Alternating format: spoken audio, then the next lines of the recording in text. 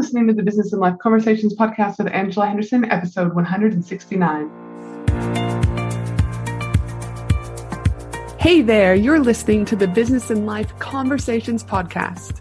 My name is Angela Henderson, and on this show, we talk about improving your business, life, or both by having amazing and rich conversations with brilliant guests who will inspire you and who will give you tips and tricks to help you grow both in life and in business.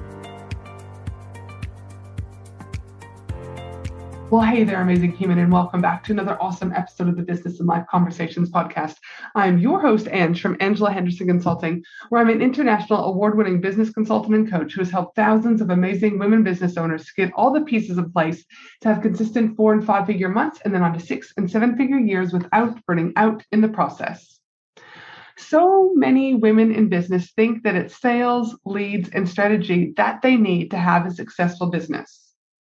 But I'm here to tell you, these are part of having a successful business. Of course, we need leads, strategy, sales, but mindset and working through limiting beliefs, stories, etc., that no longer serve you are equally as important. You might think this podcast isn't for you, and I'm here to tell you this podcast is probably more than likely exactly what you need right now, because you are right on time listening to this podcast. So please listen. Today may be the seed that needs to get planted, or today may be the day that you take a leap and start working on your internal work, the shit that you just need to work on. Because as I've said before on this podcast, your external world is a direct reflection of your internal world. That's right. Your external world is a direct reflection of your internal world. And today's podcast, How Neuro Linguistic Programming Can Level Up Your Business and Life 10x, is probably what you need right now. On today's podcast, we're going to talk about what is NLP, how is NLP different to other forms of coaching or therapy, how specifically can NLP help us in business and 10x our life. Juliet and I will also share some examples as to how we have used this and our clients have used this. So get ready for a much needed and much important, is that a word? More important episode than what you're going to give it credit for. But before we hop on to this amazing episode, I'd like to let you know that this episode is sponsored by my VIP Intensive Days for Women in Business. So what is a VIP day? Thanks for asking. Let me tell you.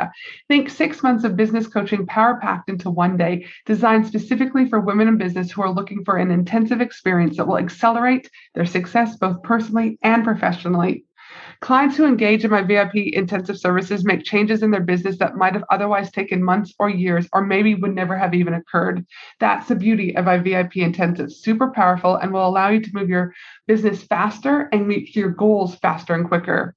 In addition, a VIP intensive allows you to step aside from the day-to-day running of your business, aka working in your business, to allowing you a full day or half day with an international award-winning business consultant, aka me, to help you bring clarity and focus to move your business forward. There's no cookie cutter approach when it comes to a VIP day. I work with clients on things such as, but not limited to, creating a strategic business plan, create your marketing plan, create a lucrative email lead magnet and follow-up sequence, social media strategy, looking at your value ladder, developing multiple streams of income, working on your message, identifying your ideal client, developing your visibility strategy, and so much more.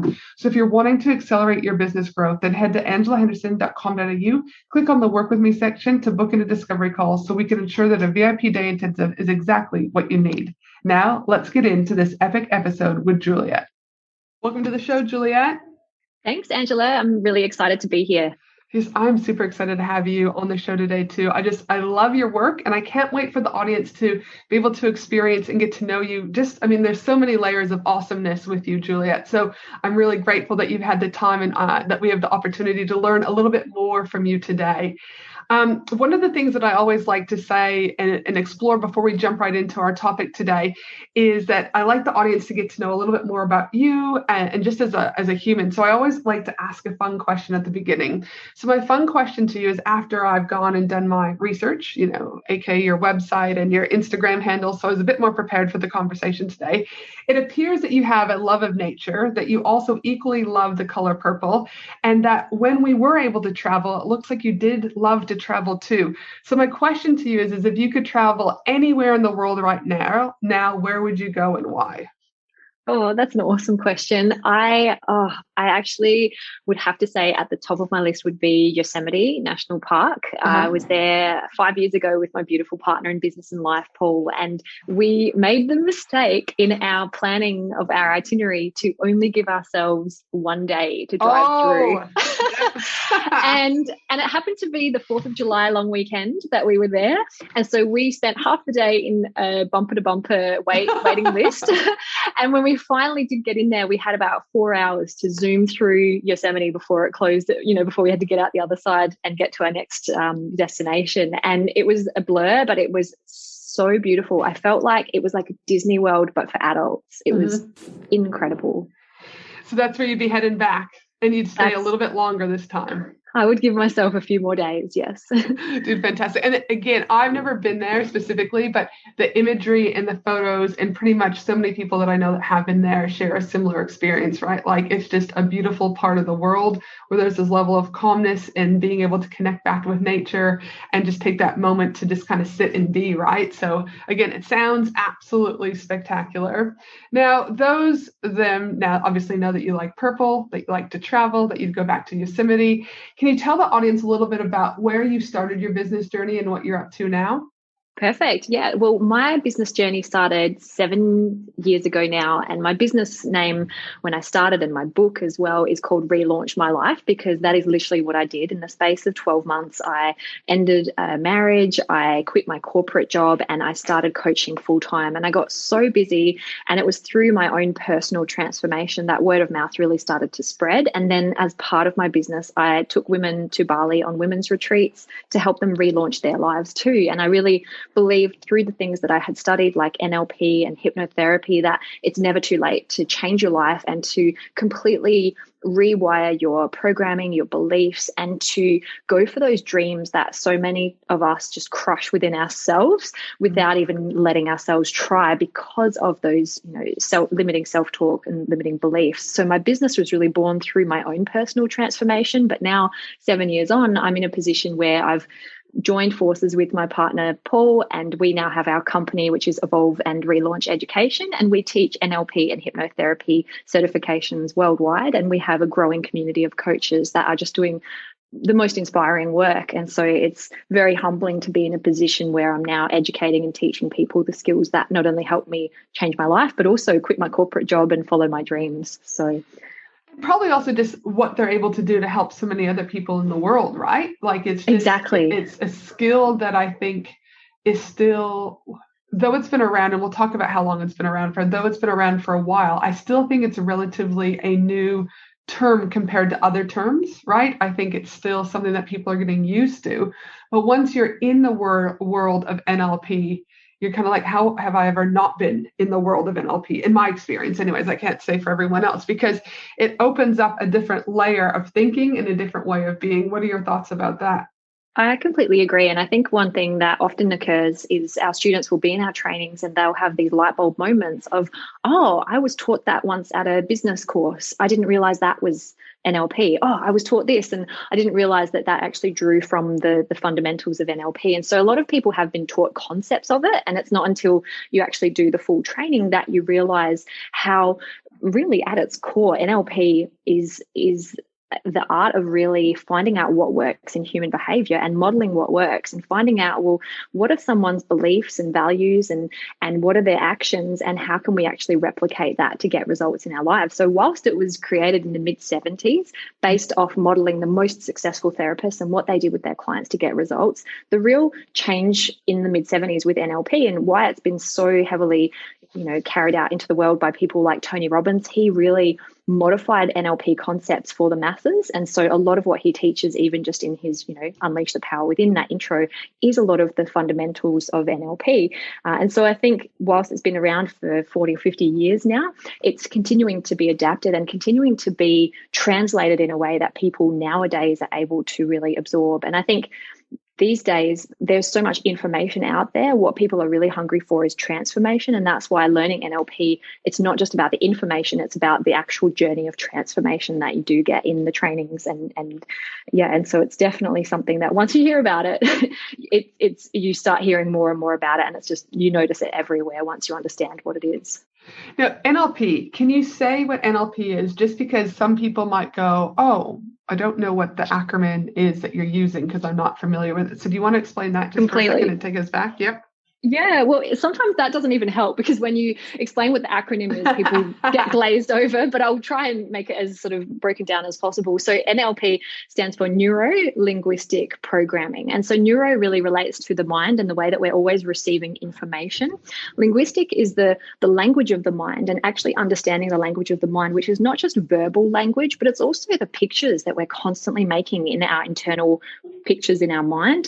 It's the feelings that we experience. It's all of the unconscious processes that are going on.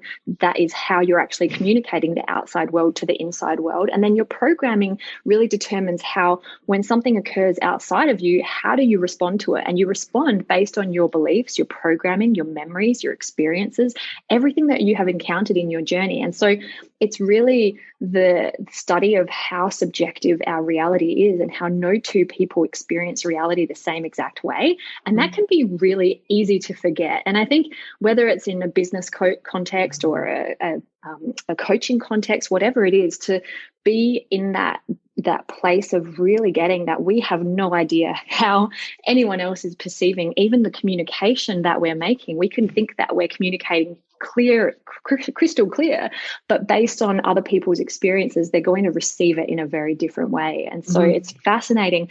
And I think what's so empowering about NLP is that it allows you to really clear up those filters and clear up your programming so that you can receive the world as clearly as possible and not distorting it through unconscious beliefs and programs that might be quite out of date. So let me ask you this. I know you mentioned at the beginning your partner, Paul, that you guys also weave together hypnotherapy. Just for those people out there, so again, I like to always keep breaking it down. What is the primary differences then between NLP and hypnotherapy? That's a really great question, actually, because some of the NLP tools and techniques do draw upon hypnotherapy. And actually, one of the therapists that NLP was modeled off, Milton Erickson, he's one of the most famous therapists. He was a hypnotherapist for nearly 70 years, right? And so a lot of the language that we use is inherently hypnotic. And so NLP draws upon that. And so you can understand the nature of language and how it is hypnotic. And we're always hypnotizing ourselves through our self-talk and suggestions, right?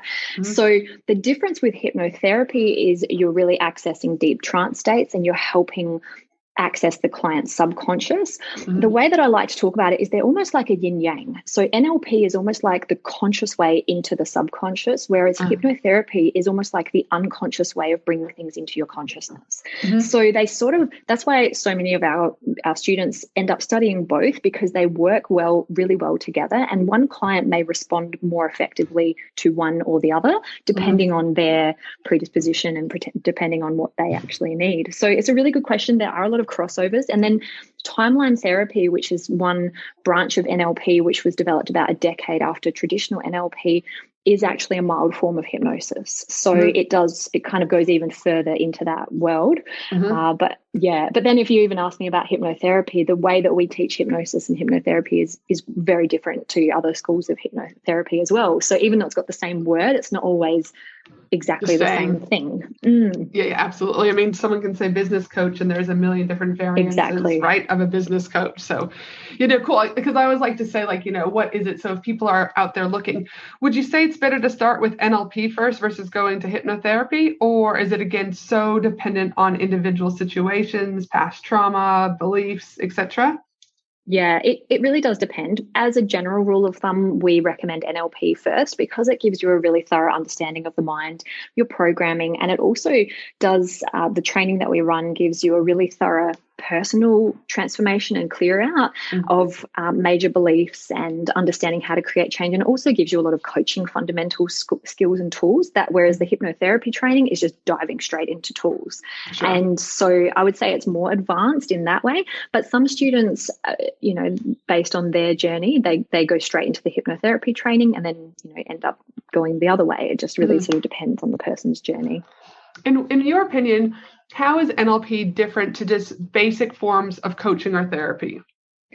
That's a really good question, because there are, again, a lot of different forms of coaching and therapy. The main distinguisher with NLP is that NLP was really the first form of therapy that was outcome focused. So where the coach or therapist would say, okay, well, what does my client actually want? What is their outcome? And then what is stopping them from getting where they want to go? Always focused on the outcome in mind. Whereas traditional therapy before, say, even the sort of mid-70s was really just focused on the problem. Oh, what's your problem? And the more you focus on a problem, often the more you create it. The more we think about something, the more we create neurological connections around it as well. And so the difference with NLP is it's almost like if you think about the metaphor of climbing on monkey bars, right? Mm-hmm. If I'm holding on to my problem, I can't move forward. But if I know where I want to go, if I see the next rung on the monkey bar, that's my goal. I know where I want to go. And so if I reach forward for that goal, it's way easier for me to let go with my other arm because I've got something firm in my future. But you can't move forward until you have let go of what's in your past. So the real difference with NLP is, yes, we clear the past, but we're always consciously creating the future at the same time. And a lot of people will unfortunately create a identity sometimes around their problems where they don't know who they are or where they'd be if they didn't have their current blocks or problems. The other thing that's quite different with NLP is, and I feel like our energies are so nice and fast together. I'm talking super quick. So tell me if you want me to slow down. I was like, amen, sister. I was like, this is how I go. My brow's like, I can get used to this every day, my friend. Good. Well, the other main difference with NLP is that we're actually not really interested in content. And that can be something that is quite challenging. If people have been used to dealing with a counselor or a therapist where they just talk and talk and talk about their problems, NLP is more concerned with focusing on what is the structural content. So how is the problem actually being created in the thinking and in the mind? And how can we start to rewire the thinking so that those old ingrained neural pathways don't become that natural, normal way of thinking, so that we can actually start to think in new and empowered ways. And it's almost like if someone's been driving on a 6-lane freeway their whole life of, I'm not good enough. And let's just say they've been driving and thinking of that 6-lane freeway of I'm not good enough, I'm not good enough. That's what feels normal, even if it's not useful. And so rather than just talk about not being good enough and why you don't feel good enough, that's just going to add another 7-8 lanes on that freeway. Whereas with NLP, we start to create new neural pathways of, well, tell me about all of the ways that you are good enough. And well, what would happen if you were good enough? And if we start driving down, that might be like a little dirt track to start with. But the more focus we place on those new dirt tracks, the more we start laying cement. And then we actually, with NLP, can put up some blockades on that old 6-lane freeway so that the client walks out of the session just knowing that they're good enough and their thinking processes have changed and their language changes, so that why would they even want to go down that old 6-lane freeway? All of their energy now is going in that new empowered way, and it's happening unconsciously and within their thinking processes. So it's not like they have to set a reminder. It's not like they have to read an affirmation. It's actually changed at the unconscious level. And that's obviously why I'm so passionate about it, because I banged my head against the wall for years trying to change consciously. But the moment I tapped into NLP and hypnotherapy and actually got the benefit of changing at the unconscious level, that's when my world started to shift. And that's the huge difference in my opinion, is you can talk about problems or you can change problems. And I don't know about you, but I'm here to do things and shift things, not just, think about it and hope for the best. So, and it's interesting that you bring that up, because one of the things is an ex-mental health clinician. So I've got a master's of social work, and I also used to diagnose people with schizophrenia, bipolar, depression, autism. Like that was my role, doing the clinical assessments and then looking at treatment plans. But sometimes there could also be a treatment plan that might need, speak with a psychiatrist to look at medication regime, or it could be that we need to get you assistance for group support, school support, home support, or it could also be that we need to do CBT, DBT, whatever it was from a therapy perspective. Yep. And being in that medical realm, I think, again, there's part medical, part not. But one of the things that I've been doing, and I was saying this before we were recording, is over the last 12 to 18 months, there's been a variety of things. And my current coach, he, as part of his signing up for his package, it was a $45,000 package to sign up for his 6 months worth of business coaching. And he was like, and you get 12 free hypnotherapy sessions. And I was like, let's be clear, this shit ain't free. I'm paying for it. Do you know what I mean? Yeah. But I'm like, again, I probably wouldn't have Googled, let me go do hypnotherapy, right? So I was like, I'm in. But I was like, if I'm going to go in, I'm doing all my 12 sessions the same day every week for the next 12 weeks, because I was kind of like, I'm committed and I want to see what the hype is about hypnotherapy. And one of the biggest things is, as someone who used to be a therapist who again would listen, I was also did a modality about more solution focused. So like, let's talk about what happened. How did this get here? And what do we look forward in the future? Because we can't change the past scenario. Anyways, not a lot of people like that, because a lot of people do like to sit and just keep talking about the same thing over and over and over again. And I'm like, I don't understand how this is productive. So again, I was very much solution focused. But after doing the hypnotherapy, one of the incidences that happened was one of my clients was talking about how I hadn't had enough. In her view, she felt like as a one-on-one client, she didn't have enough. I didn't give her enough templates, right? And I was like, oh. And then in my brain, I was like, well, if she thinks I haven't had enough, like if I'm not giving her enough templates, do my other clients think I'm not giving enough templates? I was like, no, hold on a minute. Each of my clients' businesses are done on a custom, personalized thing. And I went back. I was like, no, you've got X, Y, and Z. But in my hypnotherapy session that week, the lady said, like, hey, did anything come up for you out of the ordinary? I said, this incident came up about not having enough templates, right? And it got me thinking. She's like, well, let's just see where hypnotherapy takes us. So obviously she counts me down. And what came was one of the most interesting things that would never have been able to happen through talking, quote unquote, therapy, right? Is the incident that she got back to was when I was either 19 or 20. And I remember walking through the kitchen at my mom's house. She had separated from my dad, and she was kind of like on an eHarmony scenario, like dating thing. And I'd seen my name, my sister's name, and my brother's name on the screen. I thought, well, that's weird, right? So of course I stopped and looked at what it was. And she had said to this person that she was about to start dating or is dating, was like, Angela is in medical school and she's got a GPA of this and she's doing this. But the thing is I wasn't in medical school and I didn't have the GPA. So she had actually created this entire different identity of who I was, but equally for my siblings. And I didn't really think much about it. I was like, that shit's on her. But what triggered me recently when I was doing the hypnotherapy with that client saying there wasn't enough templates was somewhere in my unconscious was this story, belief that was ingrained about that I wasn't enough. Right. And so I wasn't enough. I was thinking, and I've never, anyone who's known me for years would say, and your confidence is high, your self-worth is high. I would never imagine you using the words, I'm not enough. And I've never said those words, but somewhere that triggered me. And through hypnotherapy, we're able to get to the root of what was going on, which was I didn't feel, even from a unconscious perspective, that I was good enough for that one-on-one client because she felt that there wasn't enough templates. And where did it come from, that experience? So again, seeing that now and also knowing like what I had to do for my master's and for my clinical prac and all of that, I believe that there's actually a duty of care, of education, in my opinion, to be able to understand. There's almost like, I believe like that therapy is like just the beginning, right? But if you really want to get to that true, that's where I do believe the NLP and the hypnotherapy actually takes it one step deeper, right? So it's kind of like that transformational change you want. I couldn't agree more with it. There's this layer that talking therapy just doesn't cut it. I think you're 100% right. What a beautiful story to illustrate that as well. And I think there's a place for it all. And, on my healing journey, I went to psychologists, I went to counselors, and I think each little piece of the puzzle helps you understand yourself. And I also know that for a lot of people, it's not like any one modality is the thing. And totally, I do agree with that. And I think that's something that I'm really upfront about. Yes, I teach NLP and I teach hypnotherapy. For some people, they need to dance, and for some people, they need to do this.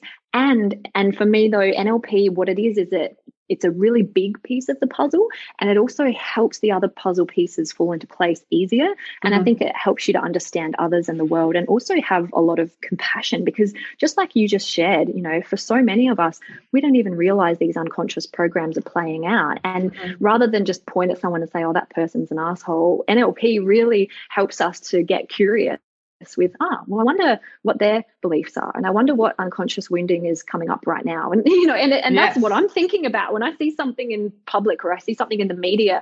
I'm just thinking, wow, what is actually going on that's unconsciously created this situation? Because we're always consciously and unconsciously creating our reality. And so the more that you can build rapport, and that's really what NLP is like building rapport between your conscious and your subconscious, the better relationship we can have with ourselves, the more we have have trust, the more we, value ourselves, then the more we're in alignment. It's just like one of the things that we talk about is your conscious mind is kind of like the goal setter. It's the part of you that says, okay, this is what I want to achieve. But the unconscious mind and your subconscious is the goal getter. It's everything supporting you to go where you want to go. Mm-hmm. And for so many people, there's misalignment that it's almost like you've got a part of you going one way and a part of you going the other, because you haven't got those beliefs and programs in alignment. And just like you shared, I'm not enough isn't something that you'd ever even said, but it was just sitting in there like this tiny little chink in the armor. And until you go through that journey and as you did, just surrender yourself to, okay, what am I going to explore? And I think that's the best thing we can all do, is just unravel as much of our stuff as possible. And I say that as well, that I don't think that there's benefit in just constantly digging things up. I think there's a balance of that. And that's also what I'm really passionate about is, creating your future and clearing your past if it's holding you back from where you're wanting to go. So, and I think as you grow in business, and I'm sure a lot of your listeners would find, every iteration of yourself and your business and every new launch and every new level of yourself, it does bring up different elements. And I think a really good place for people to observe is anywhere where you're feeling or experiencing resistance or procrastination can be an indicator that there's some unconscious misalignment. And once you get that flowing, it just, the actions become a lot easier as well. So that's funny you bring that up, because definitely agree.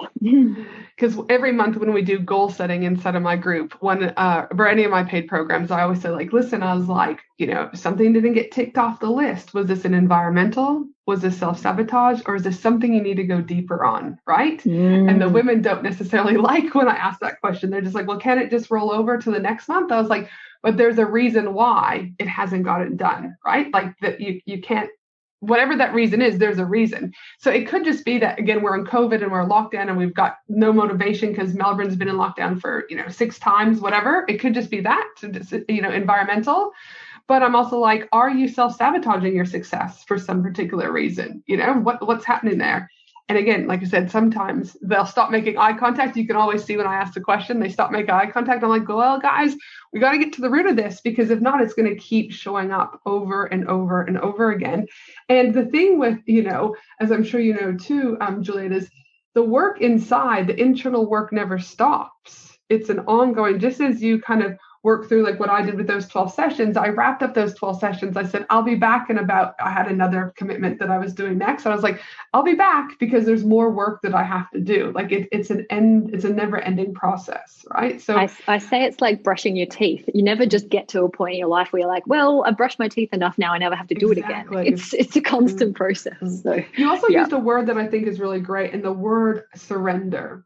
I think when we do, in my opinion, and around my own beliefs and stuff, obviously, is that talking therapy gets us to one spot. But also, when we're ready, and I think everyone gets to that point, either the pain is so bad or something's going to change or you're willing to try something new, or everything kind of falls and replaces, the ability to surrender and just allow to what happens, right? Like, again, 12 months ago, someone said you're going to do hypnotherapy, I would have laughed in their face. I was like, no, that's not going to happen, right? But I'm now at that time where I'm ready to surrender and to see what happens. So surrender is a beautiful thing when you allow the essence of surrendering to come into your world.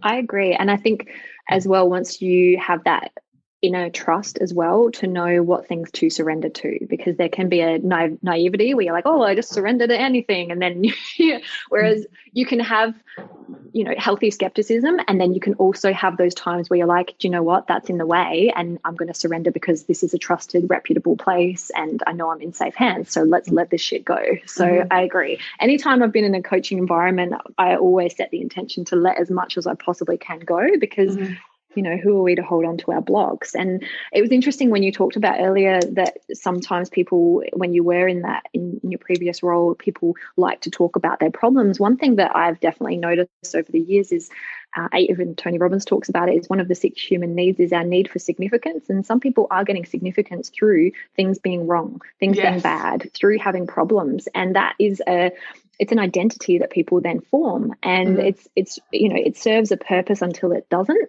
And as you said, sometimes it's not until the pain gets so bad that we actually start to change. And so that's a really interesting thing to look at as well. So 100%. So in regards to business, how does NLP specifically help businesses and life 10x? Like, tell me a little bit more about your thoughts about that. Well, I think first and foremost, we have a lot of people who come and study with us for their own personal growth, but we also have a lot of people in, say, HR, management positions that are wanting to show up as the best versions of themselves in the business, but also be able to share and share the tools and the knowledge with their companies as well. And so in terms of in business, I really don't think that there's any separation between us as a human and who we are in a business. Like, we're still that same human. And so the human that walks into a workplace, or the human that walks into their own business, is the same human that, at the end of the day feels like they're not good enough, or has a fear of failure or a fear of judgment. That person, that you, is getting brought into every single scenario, but it's also getting brought into your relationships. It's being brought into your financial situation. And so the way that it helps us to really 10x our business is, you are your business, right? And you're the same human no matter where you go. And so when you do invest in yourself and in leveling up your belief structures about yourself and what's possible, and even your earning capacity, that is huge. I had a client just last week who, she had a belief that you don't just earn money in your business overnight.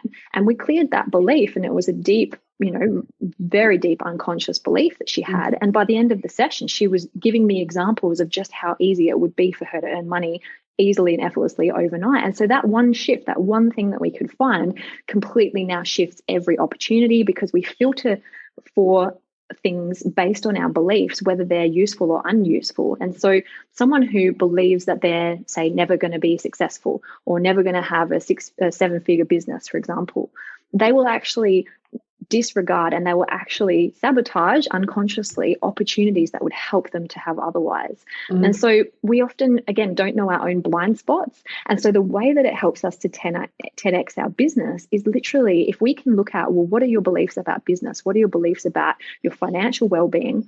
But also, if you think about it, if someone's relationship isn't flourishing, that can dramatically impact their capacity to show up in their business, because their home life isn't balanced. And so the more that we can show up and clear these things and align these things and find out, well, what did we experience growing up? Because majority of our programming is in that imprint period, the first 0 to 7 years of life. So what was my blueprint? What did I experience of my mom and dad in business? What did I experience about money growing up? What did I see about relationships? And the more that we can heal the past programming, then we can actually start to program ourselves. And for most of us, we wouldn't want to program ourselves the exact way our parents were programmed.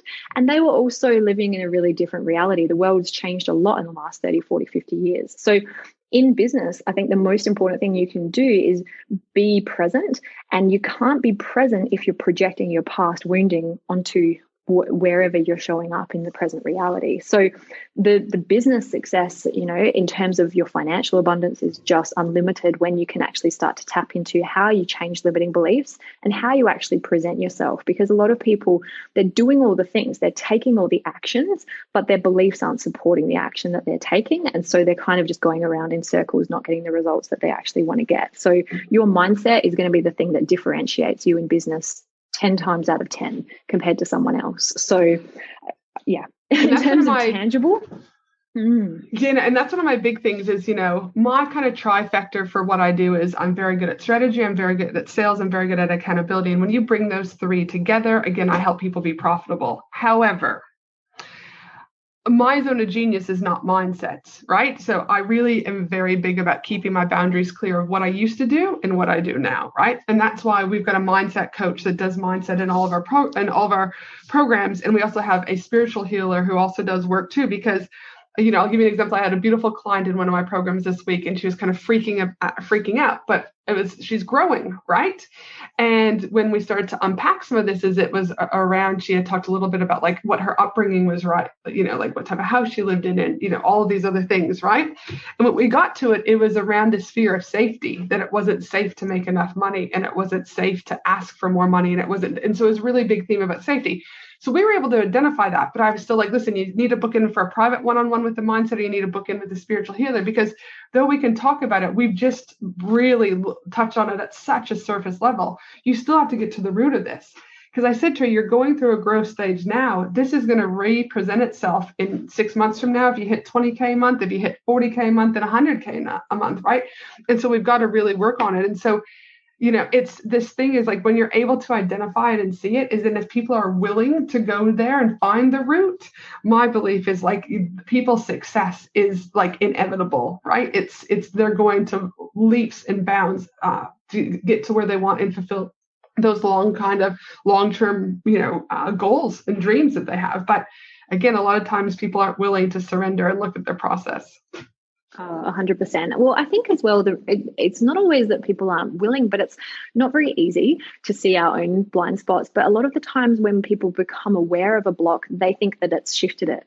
But awareness is one thing, and actually shifting it is a complete other thing. So I love and I admire the fact that you have those people there to support your community to be able to shift those things at the deeper level as well. So yeah, because if they can't, it's like, again, strategy is only going to get them so far. The problem, do you know what I mean, or the procrastination or what appears as self-sabotage is going to continue to remain there. And it's like, well, how am I then actually helping them to grow a sustainable and profitable business if we're not looking at the picture from a holistic angle, right? Like, and so again, though it's not something that I can identify, it's not, but I will always outsource that to who the people are, Zona Genius. So that again, I can focus on what I'm good at and they can focus on what they're good at. But I believe you can't have one without the other. Like, I think you gotta at some stage have both, in my opinion.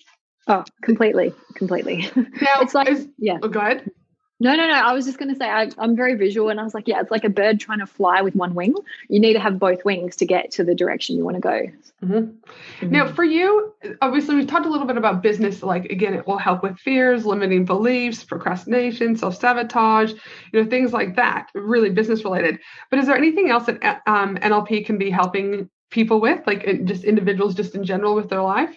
Well, a really big one in the world today is definitely anxiety. And so we have a number of processes and techniques that we run through that actually teach how we create anxiety as a strategy at our unconscious level and how we're actually running that program. And it's usually largely outside of our conscious awareness. But so in the training, we slow down our unconscious processes so that we can understand them and what is the process that's actually going on. So we do teach a lot of tools for overcoming anxiety and some really simple, powerful processes for that honestly, the students are just usually blown away, like, oh, it's that easy. Okay, well, I don't need to experience that anymore now that I know how I can uncreate it as well. Definitely tools for overcoming procrastination for sure. One of the big things that it really helps people do as well is understand themselves, their language processing style as well, and also how to better relate to others, and really how to understand and break down how what's going on around them is something that they are consciously and unconsciously creating. And as we talked about a little bit before even we started recording, is this idea of life happening for us rather than it happening to us. And I think NLP really helps people to recognize that and have so many light bulb moments of, oh, that's why this has been happening, or that's why I've never done that. And I think a lot of the time people are really hard on themselves for not doing certain things or having a certain pattern or a program. And I think what's most powerful is for the individual to feel that sense of empowerment of knowing that something has changed, but also witnessing other people being able to change as well reflects back their own capacity for that as well. So there are just, tons of things, and I can definitely give people, info packs on it, and I'm sure we'll give them links and bits and pieces 100%. For it. But yeah, so many tools. And I think that's the thing, like some people think that NLP is just the tools and techniques, but NLP really is this attitude of curiosity and finding out what works and then modeling what works. And so NLP is basically a combination of a whole heap of different tools and techniques that get results that help us as well, even just to like shift our emotional state so that if we're in a funk, we can shift out of that. And it's not about emotionally bypassing, but there is a time and a place for feeling emotions. And there's also a time and a place for being able to move forward and focus on, what you need to do business wise and not just, I've heard of people who say, oh, I was in a bad mood and it lasted for 2 days and my jaw nearly drops. Like I forget that that's something that people experience where when I think you learn these tools, okay, I'm going to be with this. I'm going to be present with the emotion that I'm feeling.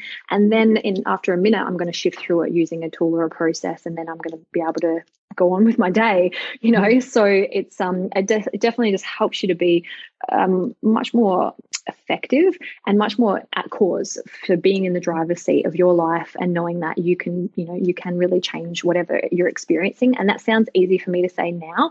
And probably if someone had said that to me 10 years ago, I would have wanted to punch them in the face. Like I'm the person that 10 years ago, I even hated the word goals. And now with some of the techniques that we learned with goal setting and NLP, it's like goal setting is one of my favorite things to do because we actually place goals in the client's subconscious and then they just basically watch them unfold. Obviously, you still need to do some aligned action, but it's not this efforting and pushing. It's more of an allowing and making sure that you're in the right physiology and the right emotional state as well to be able to create what you want in your life. So for me, it's just so empowering. And every time we run a training, students say, like, oh my gosh, why am I only learning this at 40 years old? Why didn't I know these things? And I think that's a key thing too, right? Is when I'm talking business point of view, but you could even say life, but from a business point of view, obviously I've been going now for over a decade. And one of those things that I think about is when I was first with my first business, you're just kind of, at the beginning, you're just kind of going like, how do I stay afloat? How do I get to kind of the next client, right? Like, what am I doing, right? You've got marketing, you've got everything, and you're pretty much a solopreneur, That if I reflect back, I think I didn't have capacity at that stage to work full time, have 2 small kids, start one business, start a second business. Like, though I can say now how important the hypnotherapy has been and my healers and everything else that I've worked with, but I wasn't at capacity to surrender and welcome that into my life at that stage, right? Because I was just trying to stay afloat. And it was only also recently, probably more 24 months, I've been looking at those individuals, like say you're Tony Robbins, people who have been around for a while, people who are, in my opinion, super successful, both financially, but from a place of just being, right? And I found like one of the common threads was hypnotherapy, meditation, NLP for something, like a variety of things. And I thought, and that some of them even look back at their timeline, it's like they all too weren't doing that all at the very beginning, right? It was almost like, all of a sudden for me, it's like you've got a bit more free time because you've grown your team and you've got some of your hours back and you're like, okay, I can breathe. And I'm now actually in the space. So that's why, I don't know about you, but I do see in my experience, and it could just be also my ideal clients that I work with, it's kind of that 38 to 45 mark. And they've been in business for a few years that they're actually able to start bringing this in more than ever before. What are your thoughts about that? Oh, we had a 19-year-old girl in our training a couple of months ago, and I just looked at her and I said, you are so smart. I was 100%. Like, oh my gosh, imagine if I'd studied this stuff at 19, just how different your life would be. I think, it's whenever it crosses the path, and I definitely think like what we talked about at the start, it's one of those things that you hear a whisper and then it gets louder and then it's like a banging at the door and then it's just everywhere. And so, for people that are listening, it may be the first time they're hearing about some of this stuff, or it might be the 10th, and maybe it's the nudge now to go, okay, why does this keep showing up? I'm a big fan of like things in threes, and I have a healthy, practical and spiritual side to me. And so if I hear about something 3 times, I'm like, okay, I got to investigate it. And so, I think there's not necessarily an age, but there's a stage that it'll be appropriate for whoever is listening, whether they're 19 or whether they're 99. I don't think there's ever a time or anything that it's not, but it's if you're getting the nudge or you're getting the call. But everyone, as you said, you've got to invest in places that are really important for you. For me in my business, the things that have given me back tenfold have been every time I've invested in myself and my mindset is I've gotten tenfold back. And crazy things, often we have students that they'll register for our course, and again, that old story, I'm sure you have it with your community too, but they don't even know how they're going to pay for it, and then the moment they register, then they get a certain client that is the exact amount of the course. It happens more times than we could even keep track of. So it's funny. And I do think, like I said, and I do like how you reframed the not so much age, but the nudge, right? And I think for me, it was like the nudge was there. Like human design's been coming up. I've had the nudge, and so now I've booked in with the one-on-one consult. Are you a manifesting generator? Listen, I think I can't remember what so I haven't done my session yet. At time of recording, it's in 2 weeks from now. But it was, I saw this word, then I saw another word, and someone brought it up at my retreat that I was running for women. And I thought, nah, man, and so I've actually bringing her on to speak at my live event. And then I have a one-on-one session with her, and she's coming on the podcast. Cause like, again, there's a reason why this keeps appearing. But Yeah. again, I love that. I love didn't. human design. Yeah. So again, just exploring, right? Because I think Western world allows us just to look at, again, very surface level. But after going through my spiritual healers, my money healers, my body talk people, hypnotherapy, and now human design, there's way too many things that you can't say also don't directly impact your business success without knowing these things, right? So again, super interesting. That's a whole other topic that we could talk about, but it's like, yeah. So again, the nudge. So I like how you reframed it, because one of the things that, people made fun of me when we have a British bulldog named Grateful, and people were like, "You're naming it Grateful?" They're like, "Is that right?" And I was like, yeah. I said, because my thing is I've been practicing gratitude. My parents never did that with me. And once I learned the power of gratitude, I've started to do it with my kids when they were little, right? Like, repeat, we talk about, there's a couple affirmations, and we talk about like, what are you grateful for today? And even though they might say like, you mom, and they don't really think about it, the fact is it's the act of doing that I'm more about. Like, there's no wrong answer or right answer. So I said to people, it's like, well, if they say grateful 50 times a day by calling her, taking her for a walk, kissing her, patting her, whatever, by the time they're 20, they will truly, I'm hoping, understand the importance of gratitude, right? And it's also things like with NLP and, other modalities. These are the things that I can because I'm educated now, I can make change for my children's future and for obviously my grandchildren's future, because once you said, these tools, like I easily will have my children and I will pay for their NLP courses and their hypnotherapy when they get to that stage that they need it. Because it's like, if I only would have known about this when I was 15, 20, 25, right? The world would be better. But I also believe we're right where we're supposed to be, right? Like there's, we're right on time for many reasons too. But yes, if only I would have known, Now, for those people who are out there, same thing with, business consultants and coaches, right? There are some shitty ass business coaches and stuff out there. And I always say, guys, it's your due diligence to go and Google someone, see what their digital footprint is, read their testimonials, etc. Is it similar for people? Because there might be people out there right now, like, how can I get into the NLP? How can I find people to work with? Correct? And obviously there's some are good, some are bad, just like there are in my space. Is there anything in particular that they should be asking when they kind of reach out to someone to see if they're qualified or not? Yeah, it's a really good question. There are definitely a lot of different NLP trainers. And in fact, I didn't fully appreciate how incredible, because my partner's been training, Paul's been training for nearly 15 years. He's super old soul, right? He's youngie, but he studied to be an NLP trainer in his early 20s, because as soon as he studied it, he just knew it was going to change his life. He was a personal trainer and then got into teaching NLP. And I thought that NLP was amazing until I went to do my trainer's training, and I went to Vegas for a month to do my trainer's training to be able to teach NLP. And I was able to witness and observe other people who were also going to do their trainer's training who had been trained by people other than my partner. And I was just blown away by the difference. And the difference that I really am proud to say that our training and our company, and the thing that we are really focused on, is we don't just teach the techniques, but we teach so much more important behind that is the intention behind everything that our coaches do. And so we spend a lot of time creating this place of potential that all of our coaches carry and embody, so that when they do work with a client, they're not talking to their client's blocks or problems. They're talking to that client having already shifted them and let them go. And they're talking to that client's highest potential that we all have, but we just forget, or, life, we don't see it within ourselves. And it sounds maybe a little bit fluffy, but the difference is, hand on heart, our coaches are phenomenal humans and our community is incredible. And I think the best thing you can do is, rather than find a qualified school, the best thing you can do is work with a coach and then find out where that coach has studied,